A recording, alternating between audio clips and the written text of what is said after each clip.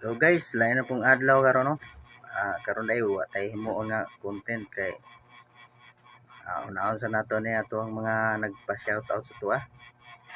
So shout out tay diha kay Ma'am Pinaibig mo puso ko. May pangalan sa iyang Facebook page. Kanimo Ma'am Pinaibig ko ang puso. Pinaibig mo puso ko. Maraming salamat po. Ma'am, thank you very much nga nagpa-shoutout ka sa kuha. Kumusta naman ka diya sa Hong Kong? Nga may kariha kakita kag Hong Kong, kaamay rin na may Hong Kong pero Kong ron katapusan, tinangkong, kangkong, daghang gayong kong na rin. So sa nindot guro diyan kita ma'am, sa kanimo ma'am nga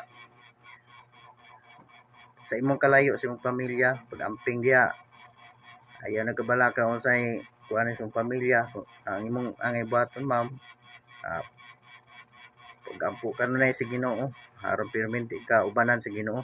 Ingon ang Ginoo diha sa Biblia nga dili ka ang tanan mo tuo kaniya dili niya pasagdan og di po niya biyaan. So ayaw pa humsik diya.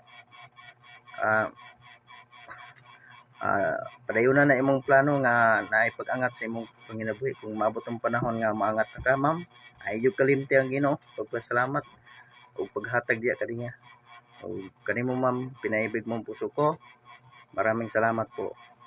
And God bless. Always take care.